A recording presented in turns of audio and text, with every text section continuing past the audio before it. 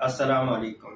اچھا جی، آپ نے مختلف پولیٹیکل پارٹی کے ایم این ایز اور ایم پی ایز کو دیکھا ہوگا کہ وہ جب ایم این اے بنتے ہیں یا ایم پی اے بنتے ہیں ان کے بعد ان کی شخصیت میں عجیب سا چینج آ جاتا ہے۔ ان کے پاس بڑی بڑی گاڑیاں آ جاتی ہیں، بڑے بڑے بنگلے آ جاتے ہیں اور کوئی نہ کوئی بزنس ان کا چل رہا ہوتا ہے۔ ایم این اے بننے سے پہلے اگر ان کے پاس کچھ بھی نہیں ہوتا، ایم این اے اور ایم پی اے بننے کے بعد ان کے پاس بہت کچھ آ جاتا ہے جو کہ ان کی ذرائع آمدنی کو جسٹیفائی نہیں کر رہا ہوتا، کیونکہ ایم این اے اور ایم پی اے کی سیلری اتنی ہوتی نہیں ہے کہ وہ اتنا کچھ بنا لیں۔ سابق ایم این اے ہیں جمعیت علماء اسلام کے لکی مربت کے شیخ الحدیث حضرت مولانا محمد انور صاحب، یہ اپنی گائے کے لیے چارہ کاٹ رہے ہیں۔